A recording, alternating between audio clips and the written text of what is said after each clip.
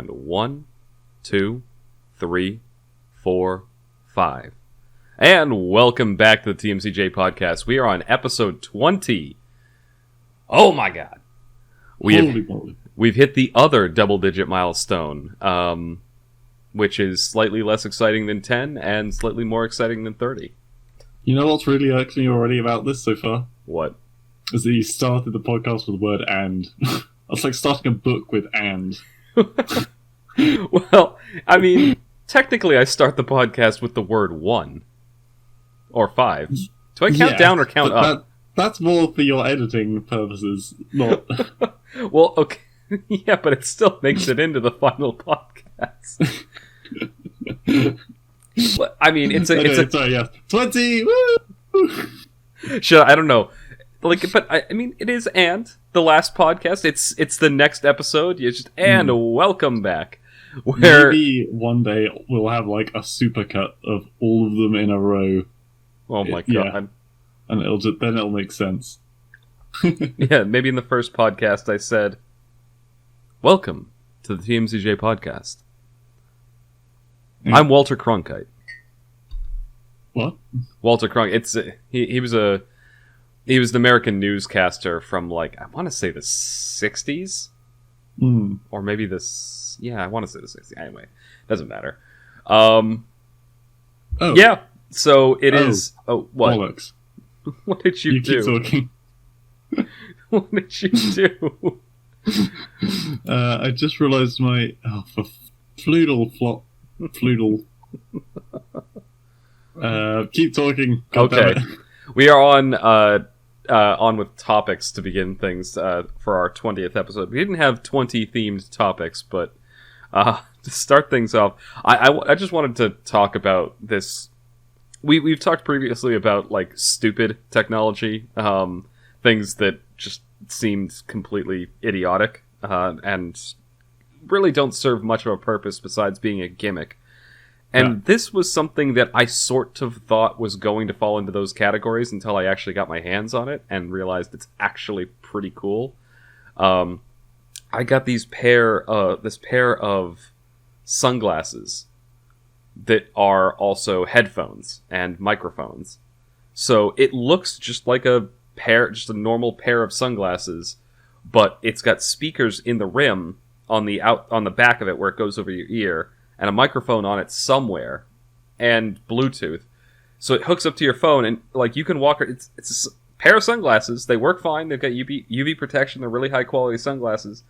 But they're also playing, like, audio into your ears. They're just really fucking cool. And after we spent the better part of an entire segment 1 talking about how some gimmick technology is just absolutely stupid, and people are, well, potentially idiots for picking it up. I wanted to throw out one positive piece. Like this, I thought it was going to be a gimmick. I got them for free through, like, a work thing. Excuse me. I coughed away from the mic. I remembered to do that. Good job. At work, they do, like, this incentive program where if you complete a project or do something helpful, instead of giving you money, they give you these gift card points, and you can put them towards stuff in this store, and it's just a way for them. It's a cool thing. But whenever I get enough of these points to buy something, I always spend it on something that I would have never bought normally. So the last time I did it, I got an iPad. Because I think tablets are stupid, and I still think they're stupid, but I do use that iPad quite a bit. Because it's basically just a big phone that doesn't call people.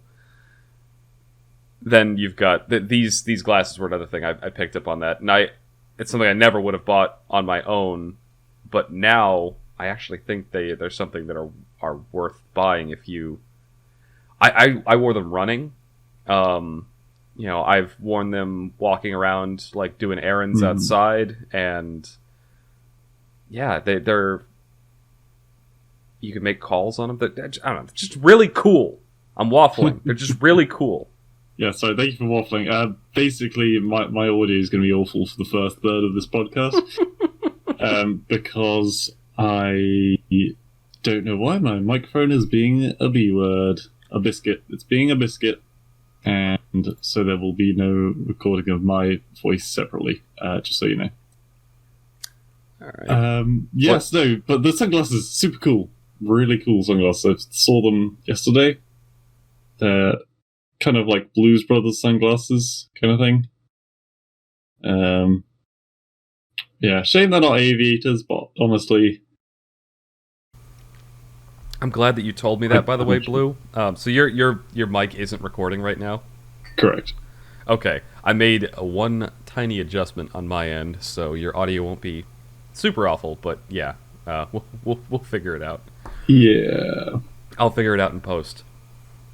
Fuck it! We'll do it live! So Technical difficulties, oof.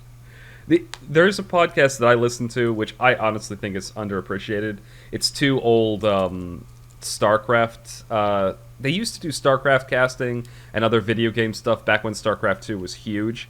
Now they're one of them's still streaming, and he's pretty popular. And the other guy, I want to say he has he has his own website and he does like this stuff. And this podcast is his. The podcast is actually called Technical Difficulties. Right. And it doesn't get like I think it should get more views. It doesn't get a ton of them. It's like maybe a few hundred every podcast. They do actually do the podcast. They stream the podcast live, and then they publish a recorded version afterwards. So I don't know how many viewers they have when they're going out live. It's probably more since one of them's a streamer. But I enjoy it. Just the technical difficulties thing made me think of that. But yeah, that is sorry, go on. I was going to go on with technical difficulty things, not relating to what we've just been talking about, but something else. Oh, okay. I do want to get back to what we were... Well, yeah. The other topic. Well, the original topic. Okay, no, cool. Right, no, I'm going. Not the original topic. All right, go on. So, the Yogscast Jingle Jam thing is still going on, which I talked about last week. And I was saying earlier to Kaiser how they're doing a special CSGO in-house tournament. Yeah. And they were having a lot of technical difficulties because the number of people, and this does make me mad, the number of people that are DDoSing a charity live stream. I'm sorry. It's not. I shouldn't be. I'll tell you why I'm laughing after you tell the story. But so DDoSing, I don't know exactly what DDoS stands for. I'm sure Kaiser does. It's a denial of service attack. I don't remember what the exact acronym stands for. Basically, they crash the servers that everything is running on, so everything freezes up and nothing works. Yeah. So the game, they got like halfway through a game of CSGO. It was really good. It was brilliant. A lot of people were donating a lot of money to charity, and then the whole thing just froze and crashed because some absolute chocolate bar out there was, got it into their heads that they wanted to just stop everything and just be a giant dinosaur. And that is kind of disgusting to me. Okay, and let me tell you why it was amusing to me when you first said it. Okay. So this is one of the things that is both horrifying and magical, I think, about the internet, is that it's a place where it's essentially a parody of real life in a lot of ways. Like, if you give somebody the opportunity to be a horrible person and troll on the internet, in general, someone's going to take that opportunity. I'm thinking back to an event that happened in World of Warcraft. I didn't play it, but I heard about this, like, third hand through people, like, doing, like, videos on it and, like, retrospectives and stuff. There was a person in a guild who died, and they held a funeral for him in World of Warcraft.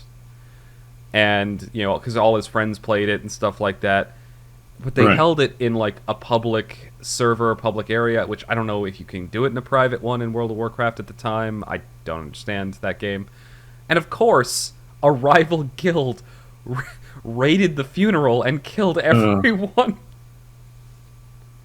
gosh. And again, I'm laughing, but it's horrible. There's such a something I've always found trolling amusing. And that I to didn't me... think you'd ever do something like that, though. Oh, no, I wouldn't. I personally wouldn't. No. But reading or hearing about it third hand amuses me. But the thing is, they're not even making a present. They're not even doing something funny. No, Like, no, exactly. It's I appreciate there's like an actual battle kind of thing going on, and there's right. There's a face that you can see. You have someone you can blame. Yeah. Whereas this is just like they don't get anything. There's nothing to get from it. They're just fucking with like a good cause, and it's just scummy. They're just crashing the server, just because it could be somebody that just doesn't like them too. But still, it's you'd think for charity that's the moment where you kind of not do something like that. But then again, in my mind, it's probably some fucking edgy teenager or 20-something who just wanted to be a dick. Is just hates life right now and just wanted to be a dick. That's my read on it, and it is horrible that it happened, especially for. I mean, it's like going to like a cancer walk and like I don't know, setting fire to the drinks table. Yeah. Or actually, no, it's more than that. It's more like blowing up the road at a cancer walk. Like, because a DDoS attack is going to take down everything. Yeah. Anyway. So no, I just that's technical difficulties. That was on that topic, so I threw it out there. It's a slightly darker technical difficulty. Going back to what we were talking about before, you said you had something? Oh, yeah. So it was what we were talking about before we actually started the podcast. And just to give a brief synopsis, and we won't dwell on this point in particular, but there's a bit of a row going on about some actor who isn't gay playing a gay person in a movie or TV show or something like that. So, yeah, James Corden. No, that's who it is, yeah. Popularly known for his evening show, The Late Late Show, I think it is. Also, Gavin Stacey, he was a big actor. He's a comedian. And he's just very well known. And he recently performed in a Netflix production called The Prom as a gay character. And yeah, Kaiser, do you want to go on? Yeah, so basically, people got mad because he's not gay. He's playing this character, and I was thinking like, my immediate reaction was, why the hell are people mad? Like, you're an actor. Your job is to pretend to be something you're not. He's apparently a good actor if he's pretending to be gay and he's not. But I like the argument is like, oh, he's taking jobs away from all the gay actors out there that could have been cast in the role. And I don't want to get into that debate, but it reminded me of a quote that I heard quite a few years ago, and it was an actor talking about like his style of acting versus like method acting, because method actors are the people who are like, I'm going to play a psychopath, so I'm going to lock myself in my hotel room and just not have human contact for 38 days or something like that. Yeah. Or, I have to play this Olympic athlete, so I'm going to train every day. Are you saying that James Corden slept with a man in order to be method acting? No, that is not, God damn it, that is not what I'm saying. I'm saying that it reminded me of that, because there was one actor who was commenting on method acting, and I can't remember what actor this was. And I'm going to butcher the quote because it's been years since I've even heard this. It was he goes like, he's like, he said something along the lines of, I have no respect for method actors. Like, you're not acting at that point. You're literally being the character or something like that. Like, an actor is someone who gets a role, and no matter what the role is, they turn up and they can play that role. Like, I can see if you have to have a certain physical appearance. Like, in Fight Club, during the filming of that movie, Brad Pitt, like, did some serious workouts over the course of filming, so he looked bigger and bigger and bigger as the movie went on. And, what's his face? The other guy, Edward Norton. I'm surprised I remember that guy's name. Um, he actually went on a crash diet during it, so he looked progressively more emaciated. That I can kind of get behind because they were still acting, but then as part of playing the character during the filming of the movie, they changed their physical appearance. You can't. It's hard to act to your physical appearance, but in terms of like personality and thinking and temperament, I think I personally have a lot more respect for the people who actually just turn up and can play a character with just some rehearsal and stuff like that. They don't need to do all this method acting to get themselves in the right mindset to be the character. I mean, that's really is the core. The best actor is just someone who could be anyone on a on a dime. Yeah. And if it takes a week or a month for someone to hone themselves to that particular role, then I think that's dedication to the craft rather than just trying to. I don't know. I don't know all that actor that you discussed really what their problem was. I feel like that's part and parcel with acting is that you really get into the shoes of the character you're playing to best emulate them. Yeah, I mean, maybe. I guess it depends on like which.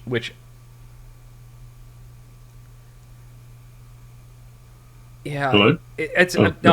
I was trying to organize my thoughts because okay. it's whether I have a lot more respect for. So I'll use the first analog I was talking about. You're playing a psychopath in a movie, right? Yep.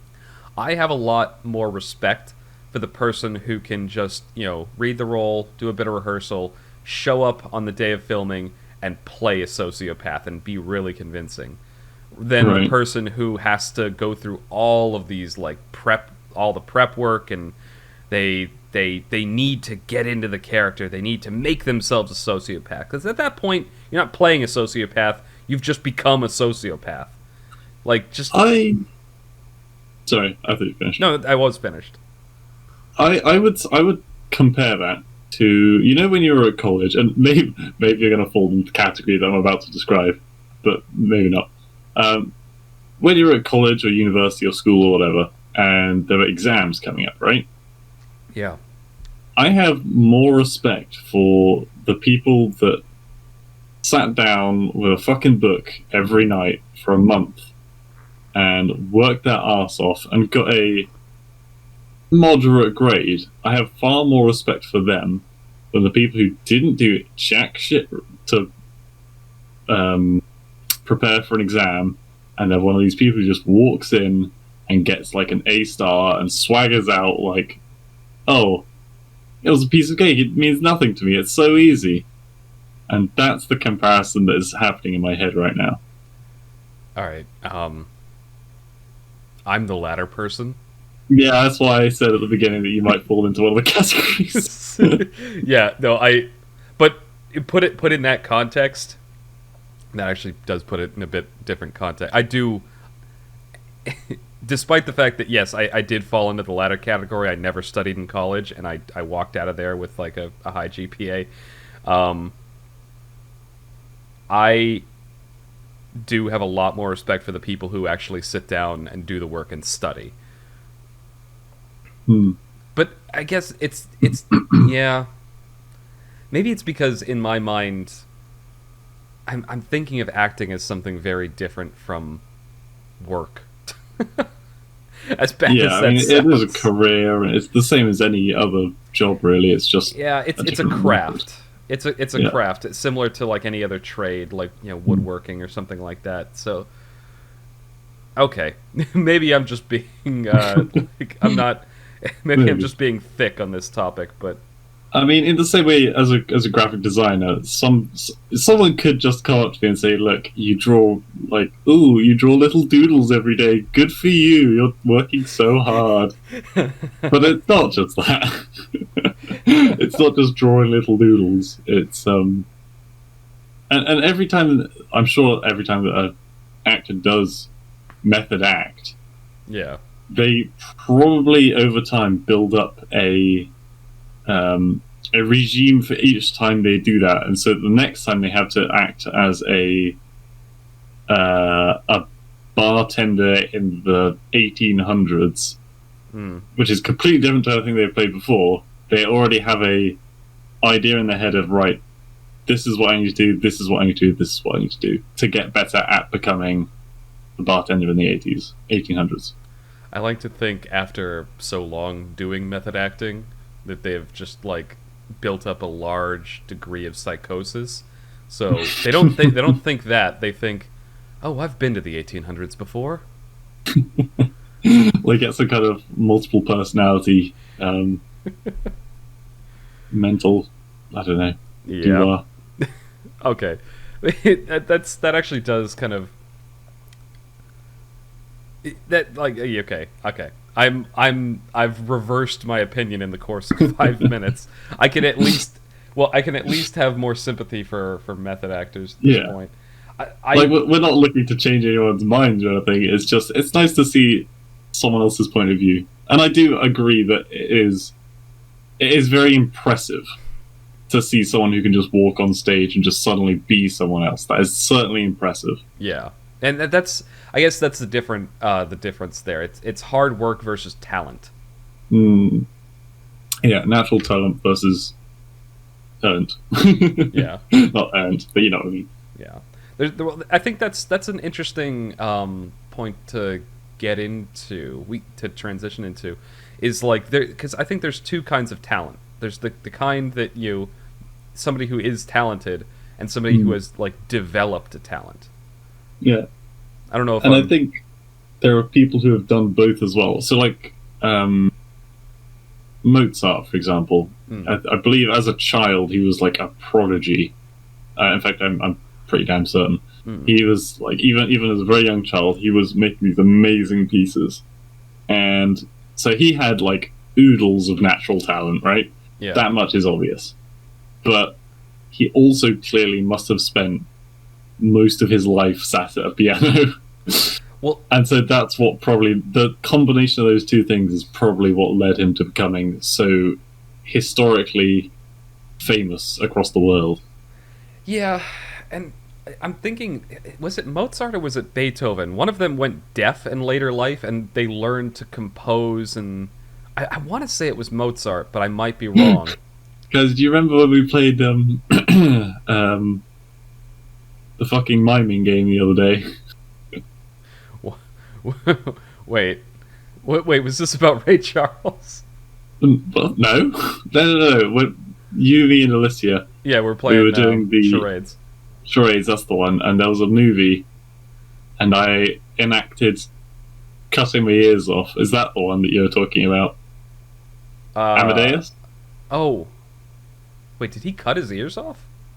Yeah, he went. Oh, right, yeah, you sent me a link to the road. movie. Sorry, no, this is coming back to me now. God, Yeah, that was Mozart who. who went deaf? Yeah. Okay. God, that was only a week ago. This has been one of Maybe. the last 2 weeks, the last 2 weeks of the year for me, like work weeks of the year, always feel like eternities because I'm working crazy hours and it feels like I'm never going to get anything done in time. Yeah, you've been very nose to the grindstone recently.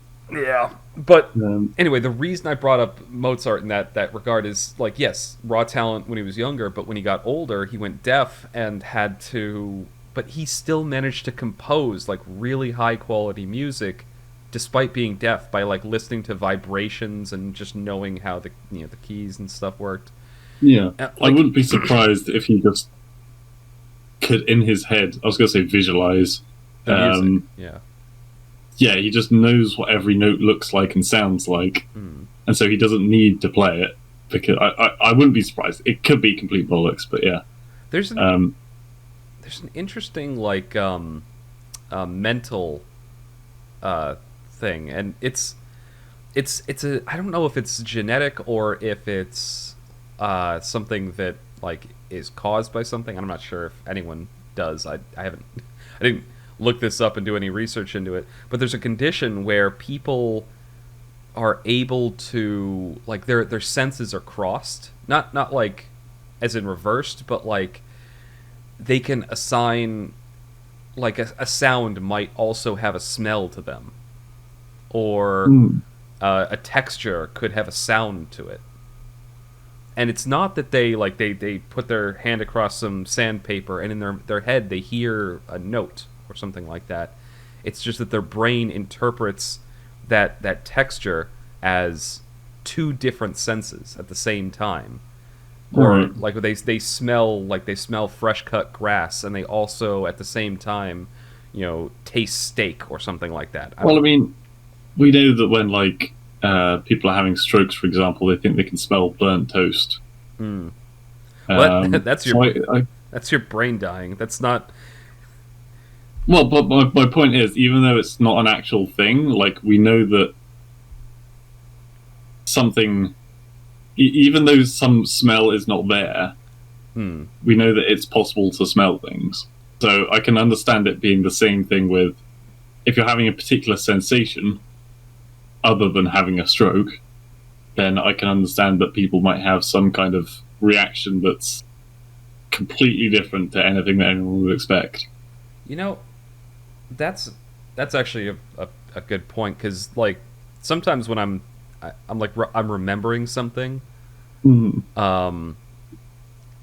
or when I'm a particular movie or video or something will bring certain smells back to my mind, or tastes. Right.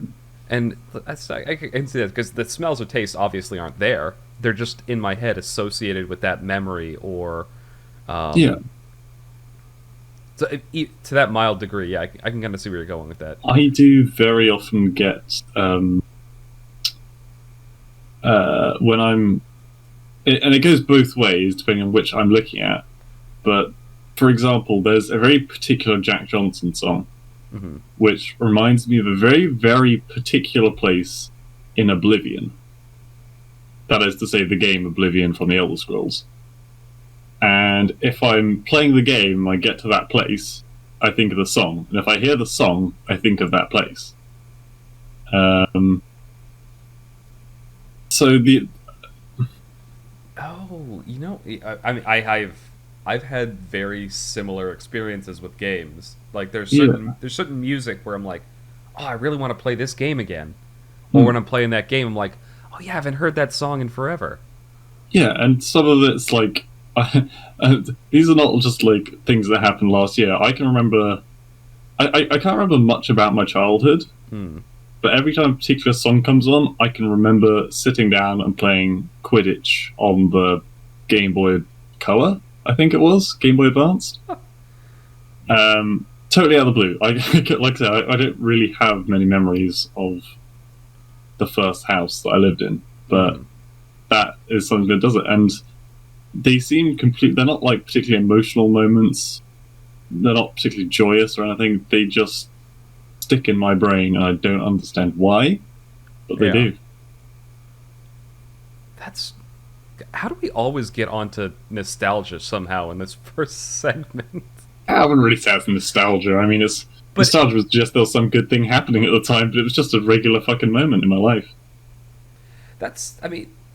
Kind of along these same lines, and to be fair, I do have that exact same experience. Speaking about, it's also Oblivion, because when I was playing through Oblivion, that was I played that on the Xbox 360, and they had when the 360 came out, one of the cool new features that you could do was you could pull up the overlay and play music that was installed on your Xbox while you were playing. Right.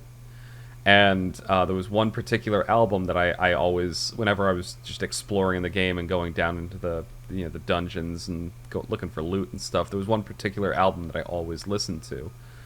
And that album actually came on my iPod in the car when I was driving somewhere the other day, and I it's just all of a sudden I was like, man, I really want to play Oblivion.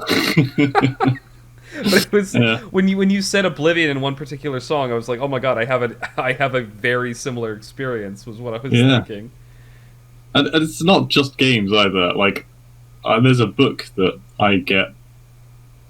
I always think of when I hear a particular sound. It tends to be music that triggers these things in me. With food and smells, I guess I mean, obviously, everyone recognizes certain foods from their smells. So I guess there's that very loose, easy connection. Well, most of your taste is actually done by your nose. So, um, if you, that's why like food doesn't taste nearly as good when you have like a cold because your nose is all stuffed up. Mm. So when you eat food, like the actual fumes from it in your mouth actually go up back through the back of your nose, Yeah. and I mean, the smell of something is just tiny particles of it anyway. So I exactly. suppose it's still eating. Yeah, yeah, yeah. So a good chunk of tasting is actually done through smell. Yeah, I like to just Strangely, line up my mashed potato with it, and I get a straw and just you're snorting your mashed yeah, potatoes. that's how I like to enjoy a good roast. Oh, Sorry, oh wow, I actually popped one of my ears doing that. oh my god! I can't hear out of one ear now. It's fine. You only need one of them. This is true, so I can hear your lustrous voice. You're now listening to me in mono. Yeah, Oh my I god. could also I also maxed out the microphone when I did that. Yeah, I did. Well, you didn't on my end, which is where we're recording right now. That's true. Mine's not actually recording, so that's fine. God, it feels really weird. It feels like I'm underwater now. I hate it when I pop my ear. Yeah, it's always. Sorry. All right. Well, now that we've talked, we're moving into like weird body horror. I think that's probably where we can end segment one. I wouldn't say it's horror, but sure. Maybe that's a dysphoric thing for you. It's horrifying not being able to hear out of your I don't know, left side, right side. Which side are you deaf on now? Left. Oh, look at that, got it right. Um, okay. Any final thoughts before we wrap up segment one? Um. Well, okay. So I was going to ask you about Cyberpunk, but That's segment two. Believe me, I plan to talk about it in segment oh, two. really? Because I wasn't sure if we were talking about. Wait, no, we didn't do a movie night. This. Oh my god, we forgot again. We did forget again. Well, I mean, I wouldn't have had time Ah, anyway. I was working like 12-hour days all week. this is true. It's been a busy week. Okay, cool. Well, look forward to Cyberpunk in section 2 then. Yeah, there we go. All right, this has been segment one of the TMCJ podcast, and you will hear us again, as Blue said, to talk about Cyberpunk in segment two.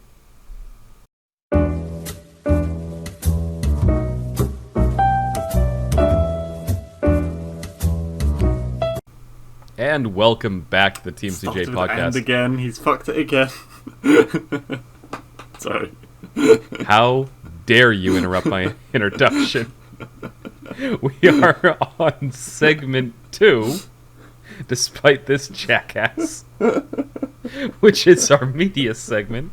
And as we have done many times in the past, we forgot to do a movie night. Well, didn't so much forget to do a movie night this week. Instead, I was just working a lot and long hours, and Working so 9 to 5. it was a lot longer than 9 to 5. Fuck that. Yeah, it was a very heavy work week. It always is at the end of the year. So we didn't do movie night, but there was a major media release this week. The long-anticipated video game Cyberpunk 2077. Which a lot of people have been very excited about, and I haven't. I've been looking forward to it because it's made by the same people that made the Witcher games.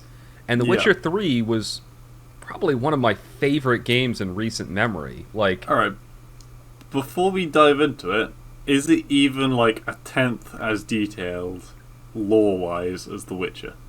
yes. Oh my Really? God, that's something that shocked me. Because I was... But the thing is, so Cyberpunk... A little bit of background. Cyberpunk is a role-playing game in the vein of D&D that was released back in the 80s. And when it was released, it went through several versions, but the most popular one was called Cyberpunk 2020. And it was about like kind of a dystopian future where corporations ruled everything, and cyber body modification was perfectly normal and natural. Like, people could plug their brains into the internet. You could have, like, replacement arms that were, like, exactly like normal arms and legs and whatnot. Mostly, I mean, it's not too far ahead of where we are in real life. It is actually kind of interesting how much they got right. Like how close we actually are to that future prediction, because they're developing technology right now that'll let you plug into computers and stuff like that directly into your brain. All the people right now who are sitting listening to us kind of plugged into the internet. Yeah. I mean, it's not directly into the brain yet, but it's getting there. It's close. No. It's a few centimeters away. I mean, you carry it around in your pocket everywhere. Pretty much everyone has a smartphone now. Yeah. Anyway, so it was a role-playing game, like a tabletop role-playing game, just like D&D. And they actually, when they were making this game, worked with the guy who made that tabletop game, and he helped them with all the lore and stuff like that, similar to what they did with The Witcher, where they worked with the novelist who wrote all the Witcher stories. There's a surprising chunk of lore to it. Like, there's major characters that showed up in the role-playing game that's referenced. There's a long history of, like, major world events and big player, government bodies, corporations, and rebels and things. And I'm not going to get into too much details because I do not want to spoil it, because I know, just in case people listening to this do play it, I would highly, highly, highly recommend it. People are getting a little uppity about it because it's a bit glitchy when it first came out, but I think it's glitchy in the same vein as like Oblivion or Skyrim was glitchy. Like, those games... Is it broken? No, not even remotely. I haven't played the console version, on the PC at least. And to be fair, I don't have a top of the line cutting edge PC. Like, it's better than most people's. It is better than most people's. So I did a rebuild where I replaced the CPU to something very good in 2018. 2019. Where I did like a new motherboard, new CPU. I've got quite a lot of RAM in it. The video card is the oldest part in it, and it was top of the line like 5 years ago. Now it's starting to show its age, but the game still runs pretty well. Like, I can't get, high FPS in the game, frames per second, for those not versed in the video game world. But it can run it on high settings, and it does it fairly well. The bugs are more endearing than they are game breaking. So, like, for instance, I'll be driving along on a motorcycle, and if I stop next to a truck, then my character model will flash up standing perfectly stock upright like a mannequin, naked. Like, Jesus. It's the weirdest thing. It looks like my game's possessed. And it only happens when I'm hitting the brakes next to a certain kind of car.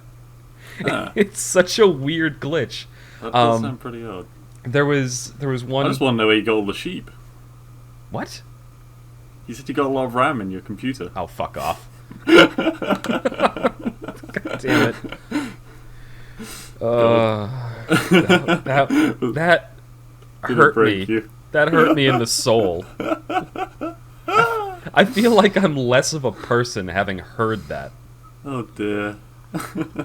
But yeah, it's overall, apart from, like, I know you showed me a glitch with some trees clipping through textures. That actually, I was able to fix that by just doing a driver update on my video card. So I think that one was my fault. But even that wasn't too bad. Like, yeah. So essentially, my character was in a flying car, and the trees that were miles off were clipping through the side of the car, and so I could. Wouldn't a flying car just be a helicopter?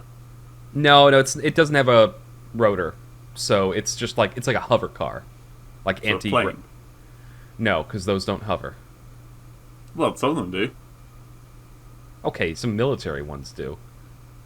Are you really nitpicking me about what I call this car? I'm sorry. Why am I even indulging in this? Wait. C-A-R-O-K. Okay. That's a joke that needs some explaining. Also, I just had my face in my hand, so that is going to come through muffled. I can hear it, yeah. I feel very proud of myself now. Okay. So that's an old joke dating back to a game, PUBG. PUGB? BG? Oh, yeah. Yeah, I don't know. How do you... PUBG, guys, it's not Pugba. I'm sorry, it's that Lysdexia kicking in. No, so it was a battle royale game, and there's a rifle in that game called the Car, spelled KAR, but you can also get vehicles spelled CAR. And so They've clarified how you spell car. Yeah. Every single time somebody would go like, "Oh, I found a car," they'd be like KAR or CAR. And eventually, even when you knew what somebody was talking about, it just became like a running joke in the game. Like, yeah. Like you could see them climbing into the passenger seat of a sedan and like, "Oh, I found a car." And they're like, KAR or CAR? I hope Scott appreciates that one if he listens to this. Oh my god. We actually made that joke not too long ago on Apex Legends. Did you guys? Oh yeah, because now they added vehicles. Scott and Yi were in the call, and I made the joke. Yi was like, "Oh, I found a car," because they got like they have vehicles cars now in the game. Yeah. Hover cars, which brings us back to where we were. It all comes full circle. Amazing. But no, in terms of in games like this, it is somewhat open world. So it's in the same vein as The Witcher 3. The Witcher 3 was open world, but it had structure to the open world. You could just ride off and do whatever the fuck you wanted, but the game kind of had a firm hand that guided you in the direction you really should be doing. So if you wanted to play The Witcher 3 as like kind of a more linear game, you could, or you could decide to say, fuck the main story, I'm riding off into the wilderness to hunt wolves. Cyberpunk, Sorry. just to finish the thought, Cyberpunk feels very similar. There's a very strong guided story element in like the first chapter, but then as the game starts to open up, it gives you more of a free hand to go around and explore and do things, but there's still a firm guidance on what you should be doing.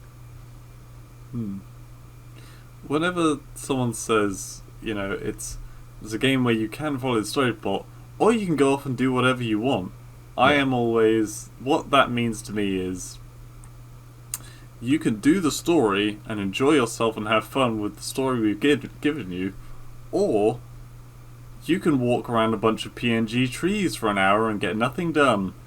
Because that's all it is. Like, Oblivion, I think, was one of the first big open world games that I played, and it was like, oh my god, it's just a massive freaking continent. I could do anything. But the truth is, if you're in a forest and you're in a game which has limited amounts of features, that you can't just like start setting up a little wood shop in the middle of Oblivion's forests. There's very little you can do. There's not even any animals, alright? Aside from like bears and shit that attack you. Yeah, exactly. I mean, there's a few, but they all try to kill you. When someone says, "Oh, it's open world, you can do anything you want," nah, you can't do anything you want. You can walk if you don't want to do the story, and that's about as exciting as it gets. So yeah, I'm kind of along this. I'm kind of in the same categories or same mindset, I should say. Yeah, I think Scott might disagree, because I think he did enjoy that kind of just wander off and do your own thing for a while, and I have other friends who do that like similarly, but I'm very much like, I bought this game so that I could actually have this structured experience. Can you please just you said it yourself, you bought a game. Yeah, exactly. I was going to say, Scott, bless his soul, he finds enjoyment in some of the stranger things. Like, I remember back when we were playing Elder Scrolls Online, and Scott was more more thrilled by the prospect of climbing a tree than fighting his way through a dungeon. And this is not a tree that you could just climb. No, no. If you could just climb the tree, Scott wouldn't have been interested. Are you It's only because you have to, like, jump on a rock and then parkour onto a branch and then onto another branch, which you probably couldn't even reach, but Scott was so fucking determined to reach it. Because he... Okay. I was with him when this happened. There's a video on my You YouTube were. channel. That's why I'm saying this I story got a in horse particular. on that branch. You did. And that was more thrilling to him than the game. And so if you're of that mindset, brilliant. I think any open world game could be brilliant, because if you get outside, everyone loves getting outside the map. If you can outfox the game, it's you exciting. do feel Yeah. good. And to be fair, back in the Halo 2 days, I used to spend hours with friends trying. Whenever they'd release a new map, we'd try to get outside of it. Yeah, try and break it. Yeah. Or Scott always says, "Oh, maybe there's an Easter egg up there." I'm sure, or at least I really hope, he knows that there is no fucking Easter egg up there. It's a random tree in the billions of other trees that are on this fucking game. It sounds like you're telling a kid that Santa doesn't exist. I'm sorry, Scott. There's no Easter egg up there. They don't exist. Stop asking me for them. Oh my god. Oh dear. But yes, the fact that he can get enjoyment out of that is brilliant, and I think, but we kind of need him in this argument to be on the other side of the line of what we're arguing. But, we should get Scott. We kind of dropped the idea of bringing people on for a segment because we record this these. is true. We record these so early in the morning U.S. time that no one is awake. Yeah, I mean, it used to be that it was like around lunchtime. No, just before lunchtime. That's true. Yeah, Now we it's used to even earlier. start them at 9, Yeah. and now we're starting them just whenever I wake up. Yeah. I mean, it's just kind of easier, I guess. Yeah, that Also, makes my sense. sleep schedule, we never know when it's going to be, so. Oh god. Okay, well, I think I mean, I don't want to go too much further or too much deeper into Cyberpunk, but Mhm. they managed to do the vehicle stuff pretty well. There's Yeah. a few glitches with the driving AI. Yeah. One thing that annoys me in particular is that every time I park my car, people will just spawn in it. So, yeah. like, not sitting in it. I walked out of a club that I had to go into to get a quest at one point, and I get over to the car, and there's like 8 people standing in my engine. In it. They're clipped through the car. And so the moment I got in the car, suddenly the car became solid, and it killed all of them, and I got like... Jesus. And I got like there was a negative effect from that. I was like, what the fuck is this? Wow. It was like they spawned in the car and they couldn't get out. It's more of a topic than a media thing, but games that do driving really well and games that do driving really badly. Okay. Do you have an initial one, or because I've got a few? All right. Well, I'm gonna start off with 2 of them, just right off the bat. Games that do driving really well. Grand Theft Auto 5. Games that do driving really poorly. Grand Theft Auto 4. Okay, I never played Grand Theft Auto 4. I will agree to an extent with Grand Theft Auto 5. I think Grand Theft Auto 5... I remember it being good on the PS3, but when I was using mouse and keyboard on PC, I think I had a lot tougher a time with it. Oh yeah. I played it with a controller every time I played it. Yeah. I would not recommend playing Grand Theft Auto with a mouse and keyboard. I found it to be a miserable experience when I tried. That being said, with Grand Theft Auto combat, you had to pretty much do with the mouse and keyboard, otherwise it was horrible. Yes, that was actually one of my better driving things. Probably the best driving experience I've had in a game, and I can't even remember the game itself very much. I just remember the driving. Was Batman Was it Arkham City? It would have. I think that's the one after Arkham City. It would have been Arkham Knight. Arkham Knight, yeah, I think that was it. Yeah, you get to use the Batmobile. That was a really freaking cool, and like it even the car chases in that were pretty damn awesome. Yeah, just a really solid driving mechanics in that game, which is surprising because I don't know, they haven't really made a good Batman since Arkham Asylum. I mean, I can't talk about good driving games without mentioning the one that I think started vehicle combat and like gaming, like first-person shooters in particular, or at least made it popular, and that's Halo 1. Right. Okay. Yeah, with the Warthog. Yeah, there was some quirks with it, and they did in subsequent Halo games. They refined the driving a bit to the point where now it's in current gen Halo games. It's kind of boring because it's too easy. But in Halo 1, it's very smooth in these. In like I've played Halo Reach, and I remember it just being really weird. I don't know. It was too bouncy. It was too like zero gravity. that is how the Halo Warthog is meant to handle. Oh, But okay. like in Halo 1, the Warthog was it was very very floaty, and it felt like there was actual skill to being able to drive it well. Then there was things like the Scorpion tank where you could like Scorpion tank hovers, right? no the Scorpion tank it basically just looks like a tank.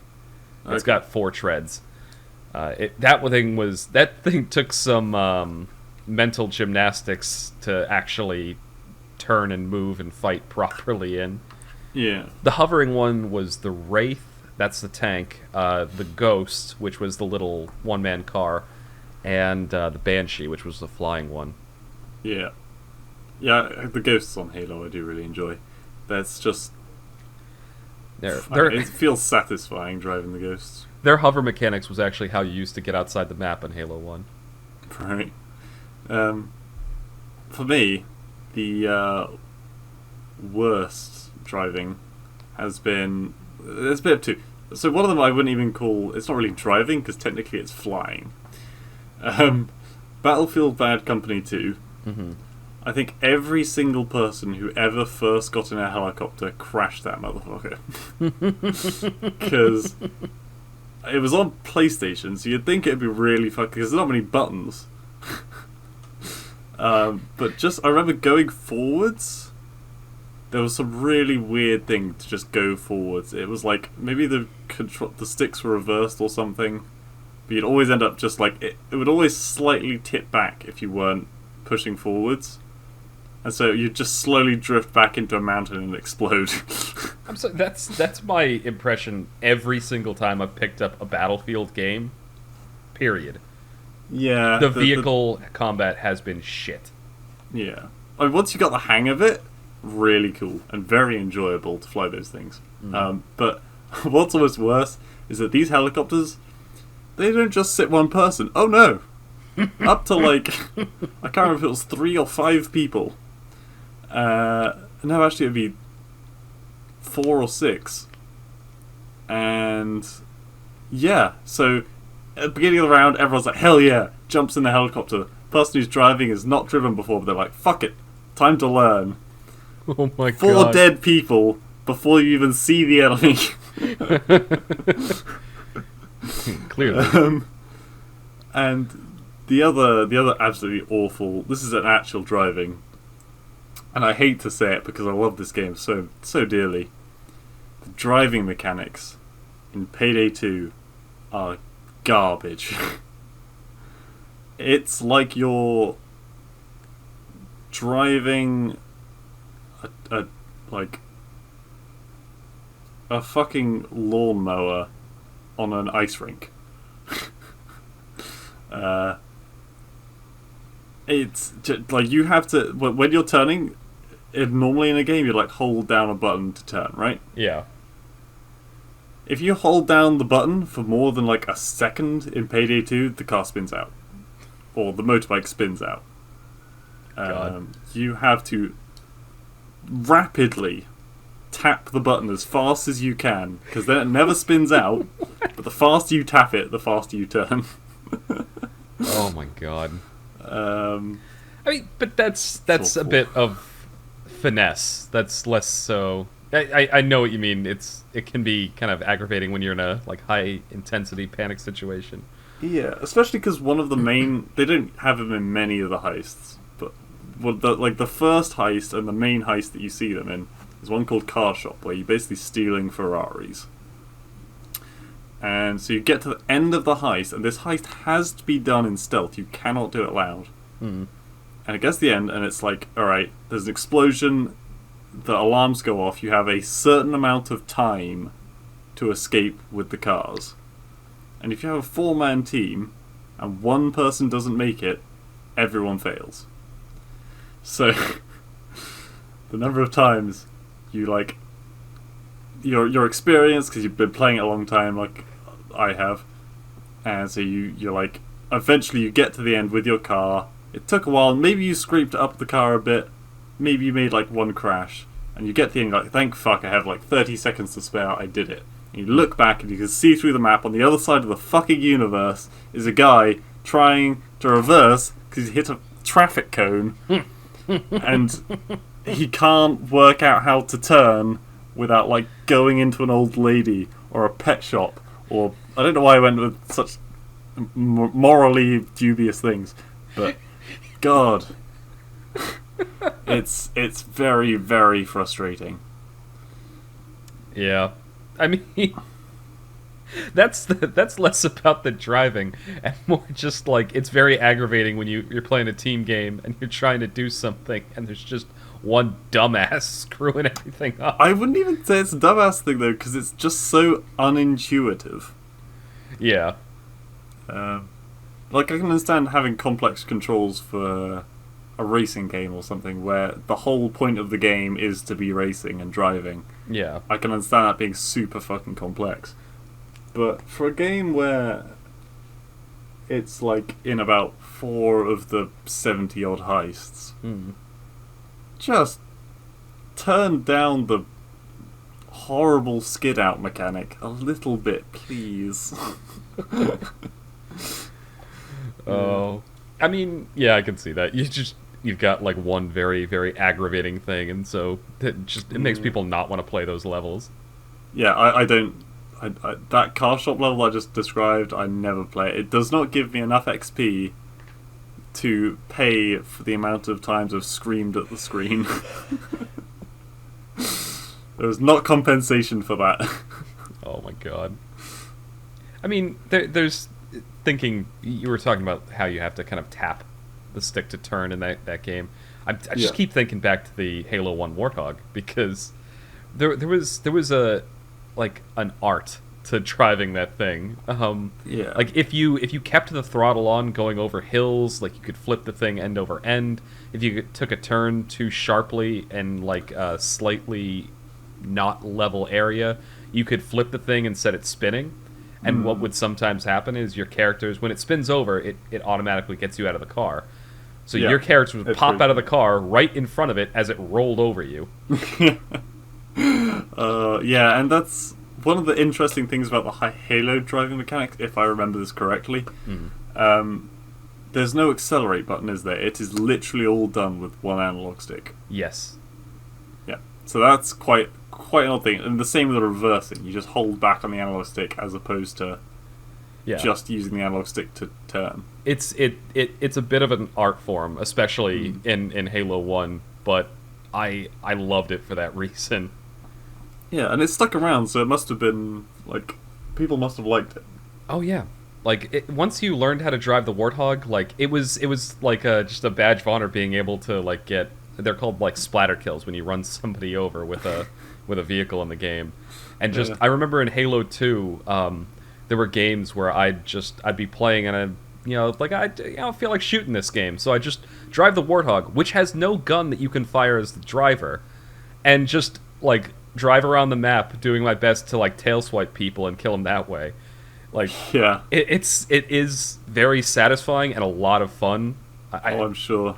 I must have spent, like, hundreds of hours just driving the Warthog back in high school playing Halo 2.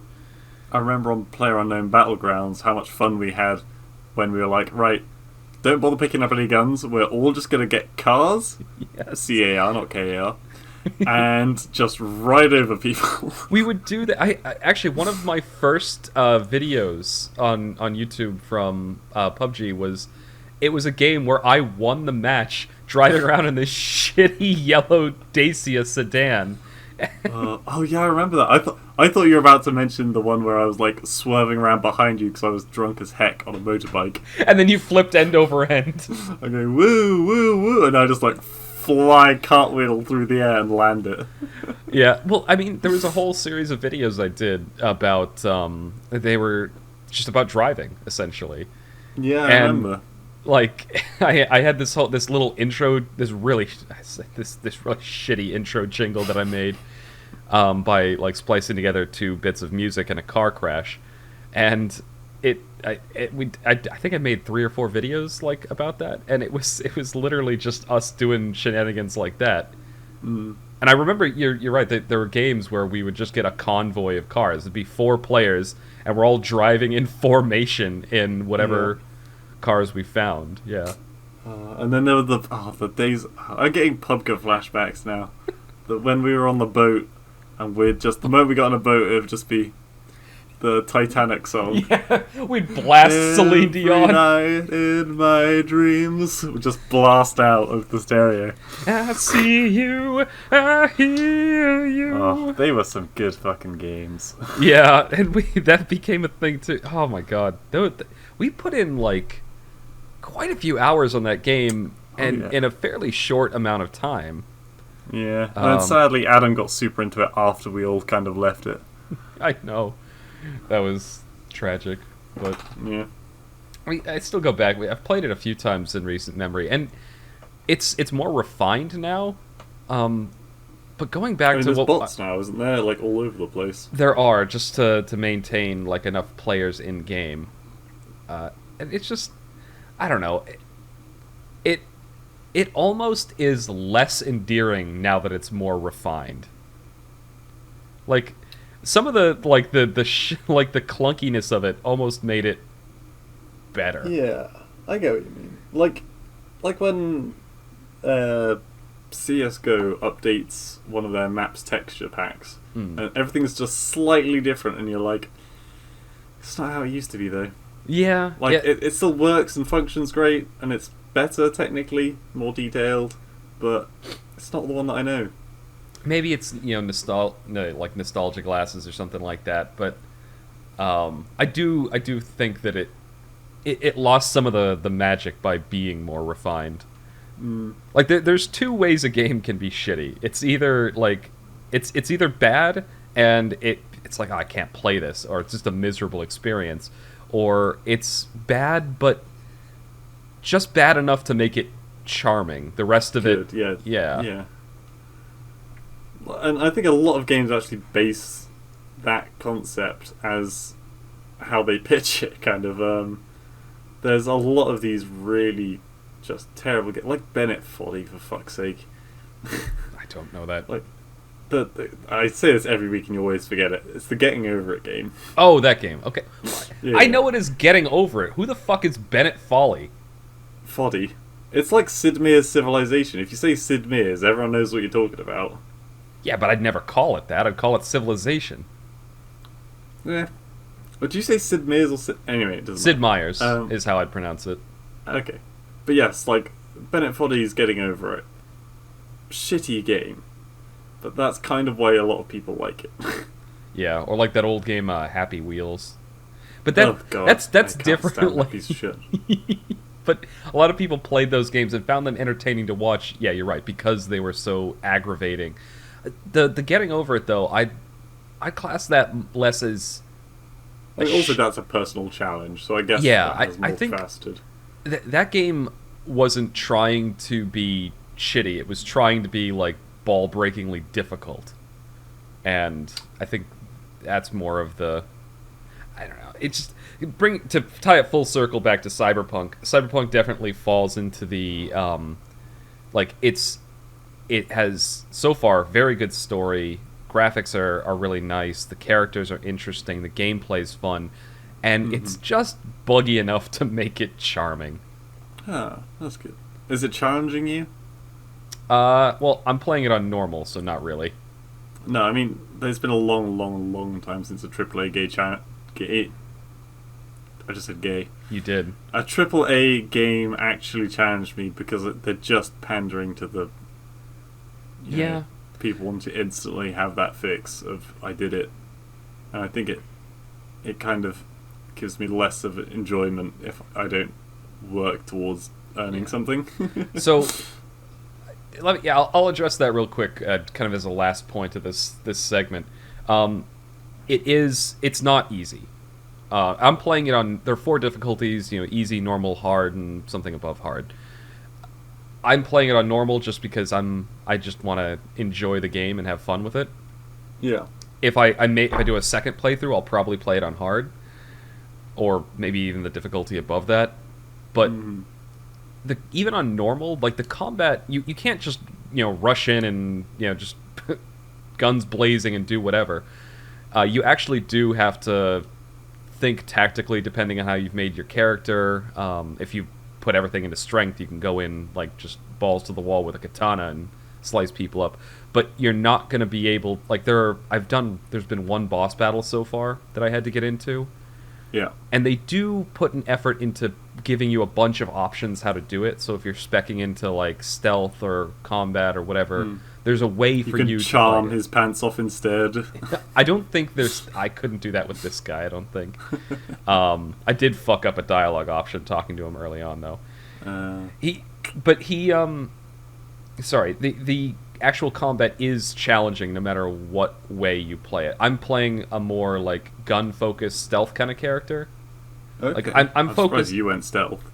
I typically do in like the Oblivion, Skyrim kind of games. I tend to go range stealth characters in those games. Right. Okay. Usually, like in Assassin's Creed, where everyone wants to be stealthy, but it doesn't often end up that way.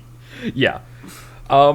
I don't know. I think I do feel that it is actually a challenge. They're not pandering. They didn't make the game easy, so it's accessible to everyone. They made the game challenging and engaging. Like you actually have to put work into developing your character, thinking what things you're going to spec your points into to make your character like good at the particular thing you want them to be good at. And you have to make hard choices because they don't just like.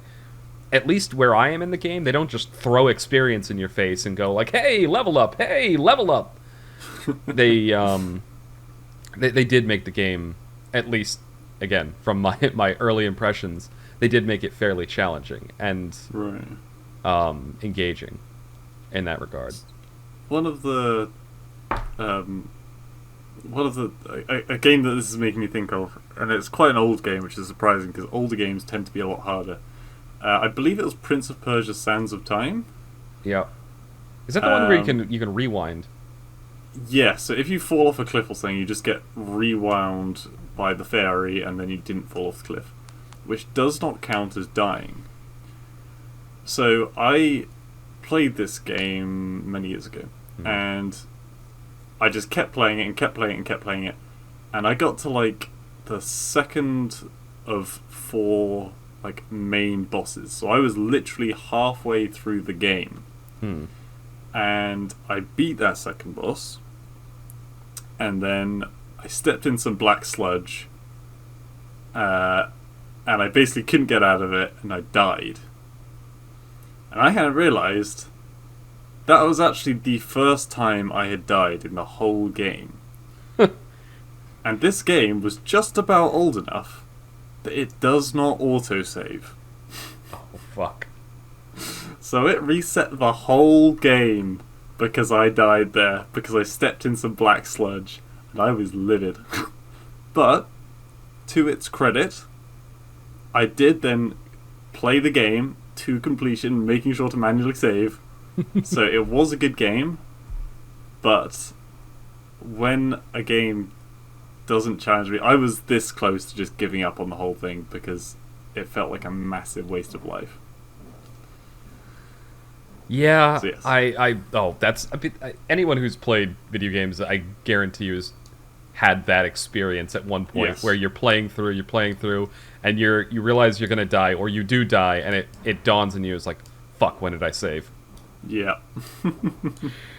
Okay. Well, let's Yeah, sorry, we're going on for a bit. we'll call that the final topic for this. We didn't talk about movies or TV shows at all. This was a very gaming focused media segment this week, but That's true. I think that Cyberpunk and the like are something worth talking about because they did just come exposure. out. Yeah, exactly. All right. Well, that's going to be the end of segment 2. We will be gone for... Wow, I just completely had a brain fart right there. I had something I wanted to say at the end of this. All right, fuck it. Something about the segment 3? Yeah, maybe. I don't know. Yeah, you think segment 3 comes after segment 2? I think that might be the order. All right, let's try that again. The real question is, and listen for everyone, will he start segment 3 with the word "and"? See, now I'm going to be thinking about it.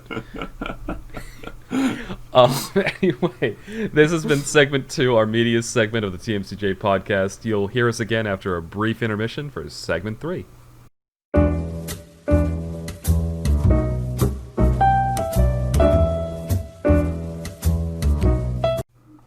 And fuck! Yes! Anyone that said "and" at the end of the last, oh my god.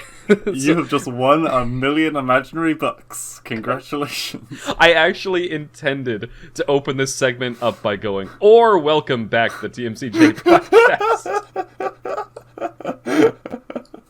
So, anyone who is expecting a gentle transition into this segment 3 just got me shouting a swear in their ears. Should go with, like, potentially welcome back. Maybe welcome back to the TMCJ podcast. Oh my god.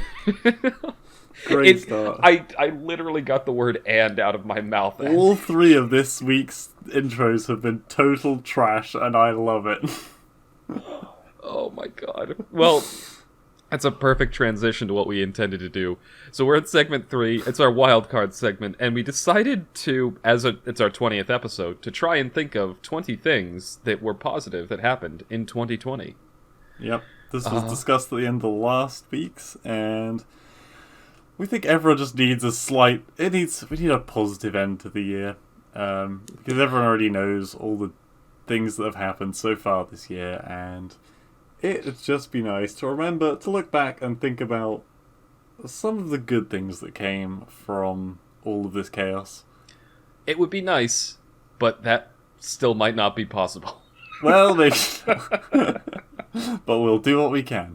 I'm going to open up because the first thing at work being so heavily on my mind this week that I thought of was I don't have a commute anymore. That was 3 hours of my day every work day. And that's true, working from home. Yeah. I think that's something that's going to continue being a positive. Like, a lot of companies are going to realize, oh, our people can actually be productive when they're not here. Yeah, working from home. It's kind of... It's a double-edged sword. On the one hand, yes, you're a lot more comfortable. You don't have to put yourself in situations that you might feel like you could not perform as well. But on the other hand, I do get distracted. That is the thing. Yeah, you're right, calling it a double-edged sword, because at the same time, yes, I can work from home, but now home is associated with work. Yeah, you are very good at staying focused, especially with me booping in your ear every 10 minutes saying, oh, there's this really cool thing you have to look at. And you'll be like, I'm working. I'm looking at it on my break. Yeah, exactly. Give me a second. I'm writing a report. You're a lot more control of it than I am. But yeah, it also has meant that I've kind of, without the commute, I have spent... It's going to sound like I'm fucking shagging you. I've spent more time with you. Well, because, yeah, it's just less things in your day and we can spend more time playing games. I mean, that's another positive right there, is that, even though you're not seeing people in person, I mean, I know Juan Raymond and I have spent a lot more time talking and playing games together for that reason. We live fairly far apart. We all commuted for work, and Juan is a kid, so with that in mind, like in the old environment, it was very difficult for us to like get together and play. But now, like on a fairly regular basis, we get together, we play a few rounds of Apex Legends and chat, reconnecting with people. There's a positive. Yeah, everyone always, since the lockdown, have been like, "Oh, we've not been able to socialize, we've not been able to see our friends." If you really try hard enough, it shouldn't affect it at all. And even as Kaiser says, it should actually increase the amount of time you can actually spend with people, not around people, but with people. Yeah, if you're I think there's a a level of internet, what's the word I'm looking, literacy, that I think lends itself to this kind of thing. Like I've been spending a good chunk of my life playing video games, and particularly playing video games online, and socializing with people in that way. So this hasn't hit me, I think, maybe as hard as it has some other people for that reason, and I feel like you're probably in the same camp with that regard. Yeah, especially because obviously I don't live in the same house as E, but I think the chances I have had briefly to go and see her in person, it has made those moments more special. Because, distance makes the heart grow fonder, as they say. Yeah. And it has been tough, and it has been emotional. But I think we have actually been talking to each other a lot more because of, we can just be chilling on Discord for longer. Yeah, I've found that too. With you're talking about the actual moments that you interact with people when you finally do see someone in real life. Now it's a bit more special. Yeah. So, do you want to bring us into the next one? Okay, yeah. Right. Next one. Should we do the one that I found? Yes, actually, dude, definitely. Okay, so shortly before we started this, we were actually just looking for some inspiration online, seeing some things that other people thought were positive or inspirational moments that have happened in 2020, and I stumbled across a right corker, as they say in England, which is that a 103-year-old grandmother beat COVID-19 and celebrated with a Bud Light. Now, I don't think there are many things more gangster than that. It's such a it's such a middle finger to the disease kind of thing. She's not only is she's 103 years old, she's got grandkids, she beat this disease that's got half the world quaking in their boots, and she just all right, cool, I'm getting a beer. Crack open a cold one. That's a grandmother that doesn't look at explosions as she walks away. Yeah, throws a grenade, puts some sunglasses on, and walks calmly away. Yeah, and just say, "Wow, down, down, down." Oh my god. Yeah, I thought that was a really cool story. I want to kind of read up on that story. Yeah, I know. I think after this podcast, I'm gonna Google that and look up the actual story behind it, because so good for her, and I hope if anyone else has maybe relatives that are currently suffering, maybe that'll inspire you or them to keep fighting. Yeah, good fight. Right, throwing it back to you. So another thing, 2020. This podcast, I consider that a positive. I was going to save that till the end, you son of a bitch. That started it was pretty early, January, February. Well, if we're on episode 20, that's 20 weeks, which means that it was later than that then. Yeah. So it was in midsummer, I think, July or August, that we started it. Right. Yeah, it feels like it's been going on forever now. It does. It feels a lot longer, but we've been going for about a third of a year, or 2/5. Holy moly! Yeah. No. That's. I mean, it's. one of the absolute highlights of my week, and it has been since we started. I'd been thinking for ages about doing some kind of a podcast, and I'd broached the idea before and discussed it with people. And it was only this year when I finally had the time and to really think it out and kind of sketch it out in my head, what I wanted it to look like, how I wanted it to be structured. And going back to what you said, we've been spending a lot more time together and talking. I was like, oh, that you would be the perfect co-host for this. Yeah, and also it's kind of always been a childhood dream, as it were. Not to be big and popular or anything, but when I remember, particularly in college, I was very close to starting a YouTube channel with 3 of my buddies there, and I was super hyped about it. And about a week in, I'd made like assets for it and plans, and we'd set up the kind of content that we were going to do, and everyone else was. It was like they weren't as invested in it. And if you're going into a joint like thing like this, where you're really going to put your all into it and try and make something out of it, then you need to be invested. And not getting the investment from other people kind of kills the drive. So I was super glad of this, because like I said, I've been thinking about this kind of thing for years.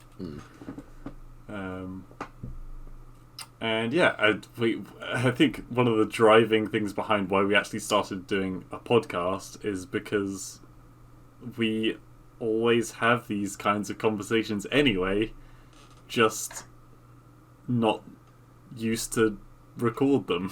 Right, exactly. And there's an element of this was something that it was oh god, what am I trying to say?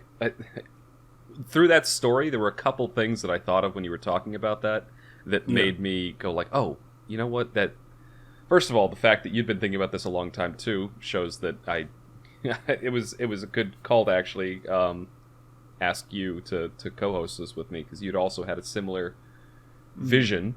But yeah, the level of commitment. I mean, it works out to be a fairly good partnership in this, because you do have the graphic design background. You're able to do that part of it, all the assets for it, and help me out with ideas for the segments and stuff like that. And then the audio recording, the editing, I've gotten a lot better at that during this quarantine too. Just because I've had more time.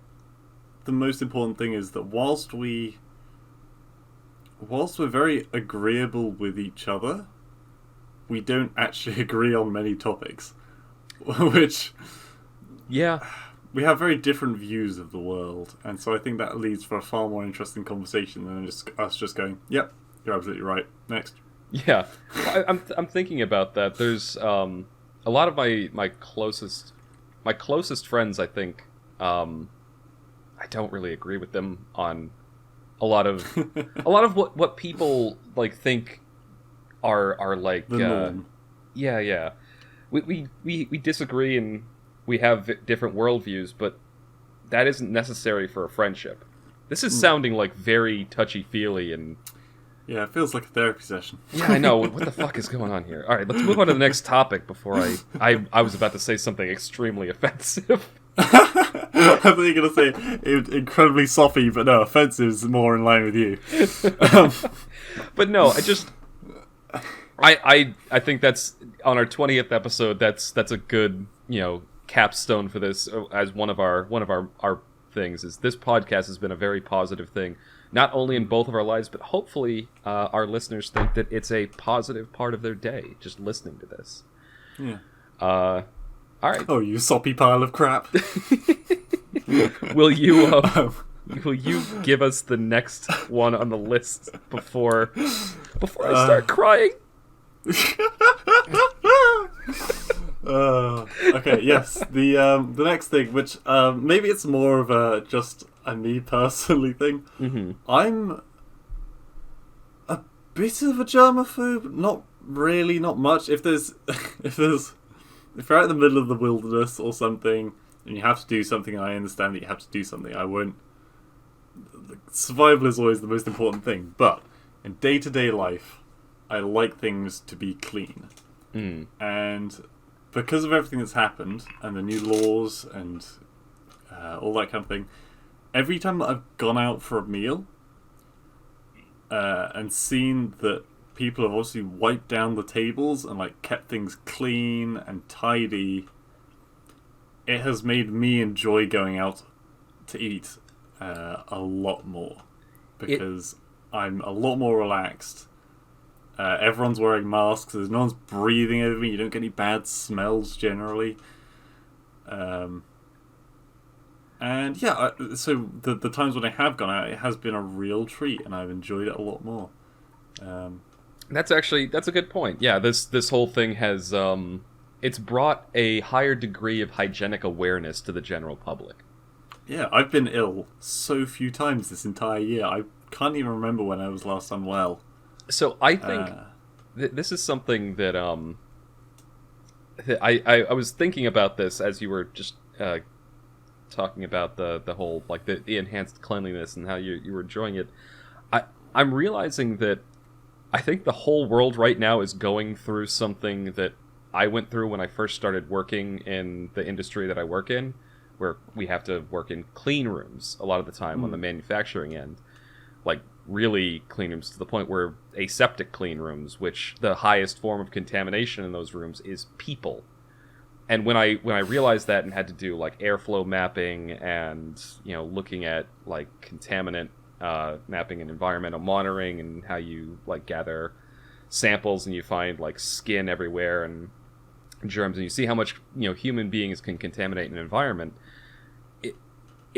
I had the reaction of almost becoming a semi-hypochondriac, just like, oh god, I have to, just everything is filthy, yeah. Exactly. But then I then had to think about it for a while, and I was like, well, but yes, I've been exposed to all of this my entire life. You take a breath in, you're being exposed to thousands of viruses and bacteria, if not millions, because they're just everywhere. And your body just has like a million different defenses against them. So once I realized that, this was all a few years ago, before this whole thing happened, that I went through this thought process. Once I realized that, I went back to my old mindset, but I had to think myself back to that old mindset. So I think the whole world is going through that right now, where they've suddenly realized, oh my god, there's germs everywhere. And then they're slowly going to have to think themselves back to, well, yes, but there always have been, and we've lived this long. Yeah, and don't get me wrong. This is not to knock COVID in general. I do acknowledge that it's a very serious disease, but I think that I've said this before. I think that people are panicking a little bit too much, and I'm realizing now that maybe that's the process that's going on for the whole world. It's gonna sound weird and wrong, but it's not the mess. It's not the stuff that I can't see that bothers me. Like, don't get me wrong. I know that the pavement has probably got like a million kinds of germs all over it. Yeah. I'm not gonna start licking the pavement or anything stupid. But I would still like there to be no like chewing gum, for example, on the pavement, because I can see that. Yeah, it's that I'm the same way. It's the same way that like graffiti or like people sticking gum on the underside of a desk or something like that disgusts under the me. desk is just the worst. Yes, because like that's but you touch it by accident or something, your hand brushes it and you're like, oh, that's been in someone's mouth. And the mouth is like the most disgusting part of the human body. Like, not even kidding, that's like medically, it's the place with the most bacteria. So yes, I am enjoying the fact that everyone's kind of... No, I'm not enjoying the fact. I'm pleased that people are taking a lot more note of their actions. And frankly, even after all this blows over, I would be more than happy to still keep going out with a mask on, because I wear bandanas. They cover my face. It's a little bit hard to breathe. If I was going for a run, I wouldn't wear one. Yeah. But it's fairly comfortable, and honestly, I'm not too fussed about wearing them. And if it stops someone getting ill, then I absolutely will keep wearing one even after all this has faded away, because I think it's a good thing, really. Which was definitely not my opinion before COVID. But since, it's kind of won me around a bit to just being a little bit more thinking about where I'm breathing, basically. I still fucking hate them. Yeah, that's fair enough. I've hated them for a long time because, again, going back to the clean rooms, we have to wear them in there, and the gowning up and putting the scrubs on and putting the goggles on and putting the mask on and putting the gloves on, it just... it annoyed me to, like, if I realized, fuck, I left a wrench in the clean room, I've got to put the scrubs on, I've got to put the gown on, I've got to put the fucking mask on. It annoyed me to... positive things, positive. But slap yourself away. I have a friend who thinks the exact same way. She was saying that, you know, she enjoys wearing the masks, likes them, and I wonder if her thinking is maybe the same. I don't enjoy wearing the masks, well, but I think, you know, but thinks it's a overall positive thing. To be fair, culturally, Japan has done this for years. It's why they had such low rates. Well. Yes, like during flu season. The air in China basically kills you anyway, so they have to wear it. Yes, exactly. It's for a different reason. In Japan, it's because of courtesy. In China, it's because you'll die. But no, Japan in like flu season, it's if you get sick, you're supposed to culturally wear a mask if you're going out, and it's just a courtesy thing. And it's why they had such low rates, but they I think that could be a positive too. I definitely won't continue to wear one when this ends. Even now when I'm walking around on the street, I don't wear one because I'm outside. I do this whole social distancing thing. Yeah, I do the social distancing thing. I stay away from people, which is enough when you're outdoors. But that being said, I was going to the supermarket the other day and I had my mask on. Yeah. Partially just because it's bloody cold where I am right now. And so I kind of also like it just because it keeps my face warm. In the winter, yeah. It's a bandana. I mean, if you think about it, like there's plenty of like face coverings that are worn in the winter normally, like a balaclava or something like that. Some guy came up to me and just... Alright, first of all, in England, you don't just start talking to people on the street. Yeah, something that was a culture shock when I went over there. And yeah, this guy just came up to me and he started going, oh yeah, you shouldn't wear them outside of shops and things. And I'm like, okay, it's one thing to be like, I don't want to wear a mask outside. It's another thing to go up to people and tell them they shouldn't do something, which is... I don't know. I think the problem is, as we've said previously, that it's become a political issue rather than a health issue. Perhaps. And, I don't know. It doesn't matter. Positive. Move on to your next point. Alright, well, so the next thing I wrote on my list was how shit it was. And I know why I wrote this, but it made me laugh when I looked back at it. Okay. Is this the donkey thing that you're talking about earlier? Yeah, it was. It's like, the next great thing about this year is how fucking piece of shit it was. No, but in all seriousness, I think, and this is a roundabout point, but I think it still holds merit, is that I feel like adversity draws people together. We kind of covered it earlier, so I may be retreading previous ground. I get what you mean. Yeah, go on. But I feel like, think of like in Britain when the Blitz was happening. It like drew people together, and you know, you had stronger neighbors would help each other, and exactly. And I I've seen a lot of that happen during this pandemic, and I think that's a net positive. Reminds people what's important, and that they do have communities, and not just that guy who lives in the apartment next to me. Yeah. Yeah, I think, and they probably got to know each other better because they can't go out and talk to their normal friends. So going and talking to the person next door, it might be a lonely old man who doesn't normally see people anyway, and that could brighten their day as well as your own. So, go on. Because we kind of retreaded the spot a bit already. On? Yeah. So move swiftly on and talk about your next point and waffle a little bit, because I need to stand up and grab something. Okay, cool. Well, the next one was kind of a personal one for me more than anything else. Although I suppose the reason behind it could also be for more people. I am thankful, and it kind of sounds like a Thanksgiving podcast again, but whatever.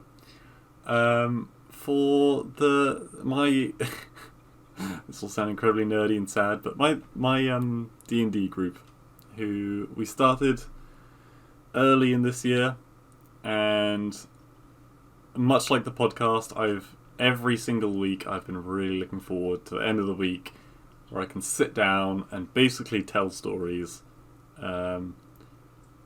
And with some really lovely people who I hadn't met before this year. And I've come to meet some new friends. This past couple of weeks we've had another player joining, so even more people getting involved. You're talking about your D&D game? Yep, I'm talking about the D&D game. I literally just sat back down, and I just from that one piece of context, it's like, oh, the D&D game.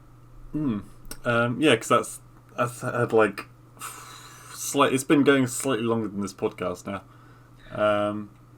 and yeah, it's just really brought me happiness this year, and hopefully other people to make it more of a not just for me thing. Hopefully other people have been getting in touch with new people, meeting new people online.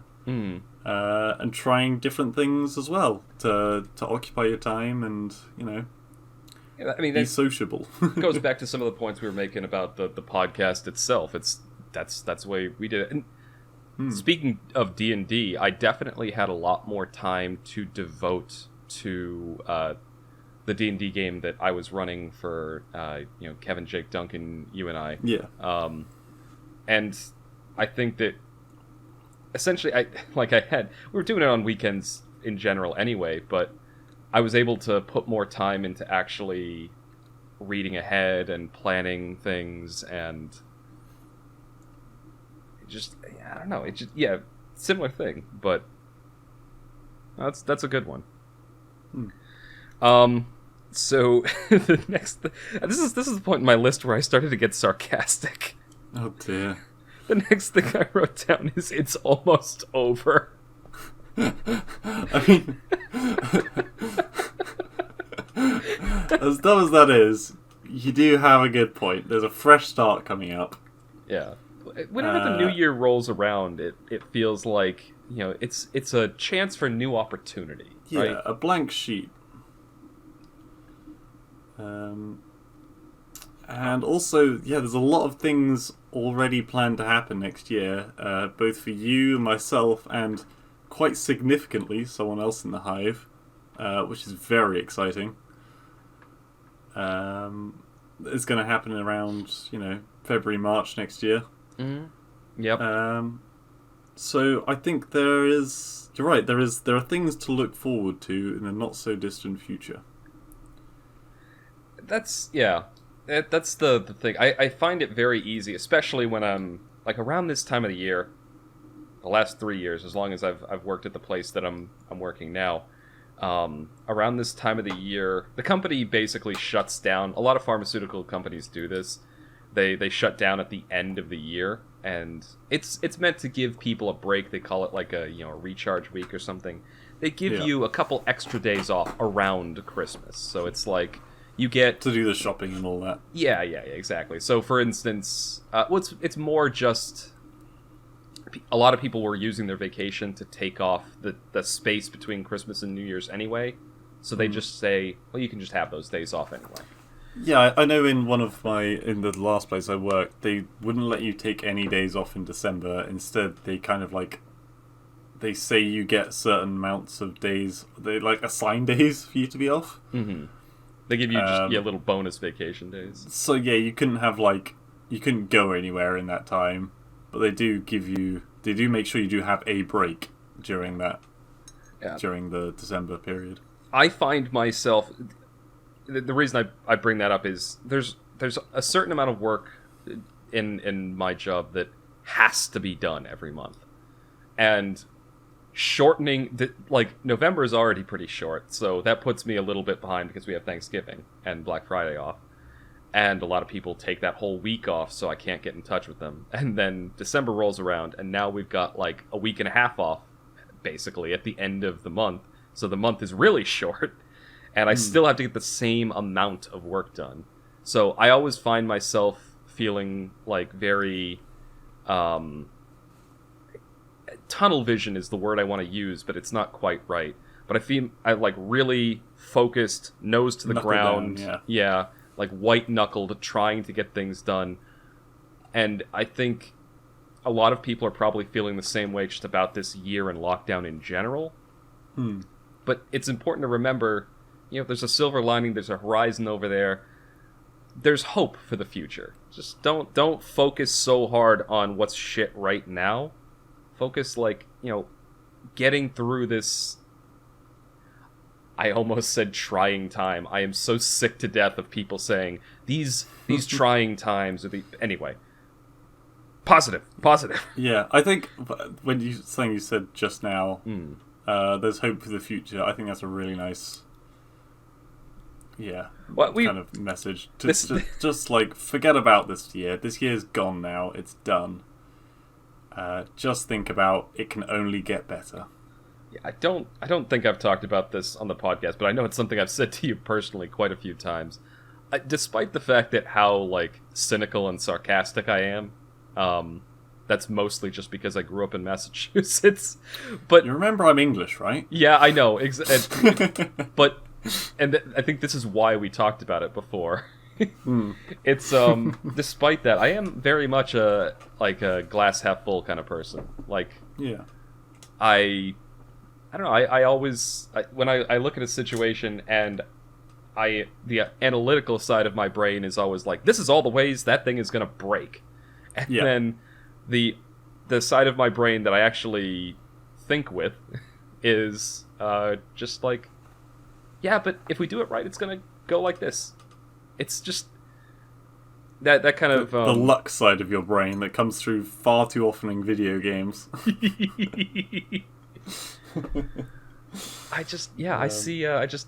I'm always at heart. I'm a very hopeful person and a very. That's why you like Sledge so much. It's because every wall you break down with that sledgehammer, there could be an enemy on the other side waiting with a shotgun. But you're so fucking lucky and hopeful. You're like, there could just be a cake, though. And it usually is. No, you've never smashed through a wall and found a cake. I'm saying that now, calling your bullshit. But no, there's actually a bit of irony to that statement I just made. Well, I wonder if this comes down to it. My mother's name is actually Hope. Oh yeah, and I don't know. Maybe that's I was raised by the word, so maybe that's why I am so hopeful. Yeah. Also, wasn't that the slogan of Barack Obama? No. Yeah. It was yes we can, hope and change. Kai's a Barack Obama fan. Barack Obama was the first president to prove that you can get elected by promising absolutely fucking nothing. Anyway, sorry. I actually didn't.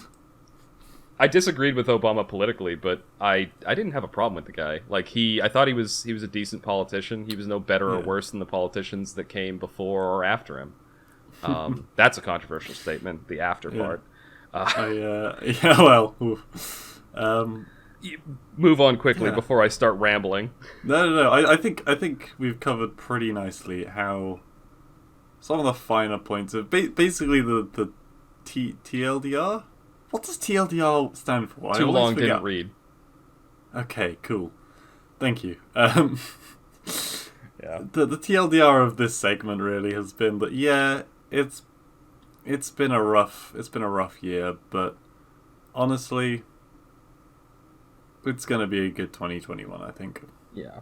2020 it's a year that I don't know. We've had quite a few years of things going pretty good, and like life coasting by. Things are getting better, quality of life. There's more money, cool technology, nice video games, nice movies, TV shows, and then 2020 like kind of slapped people in the face a little bit, and you have to look a little bit harder to find the good things, but they're out there. I think that's the positive message is,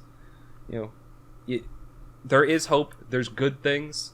You just And somewhere out there's a 103-year-old lady sipping on a Bud Light, enjoying life for what it is, and oh my god, that's inspirational to me. That woman needs to have like some kind A of fucking medal. Yeah, a medal, a poster. Like she needs to be on a billboard somewhere. Fuck it, make her the next president. Yeah, I know, right? Oh my god. By the way, we got through 11 positive things. Did we? Oh my. Yeah, we did. A prime number. I think though that's probably I just hit the mic with my pen. I think that's probably a good point though to end off the podcast on a very, very positive note. Jovial. A jovial note, if you say. I don't know what accent that was supposed to be. It was a really bad English accent. Yeah, it was. I think it started off as something else. Anyway, this is going to be the end of the TMCJ podcast. Hopefully you got a little bit of inspiration from this more positive segment 3 than I think we've had in a while. But again, thank you all for listening, and hopefully you'll tune in again next week. Have a great 2020.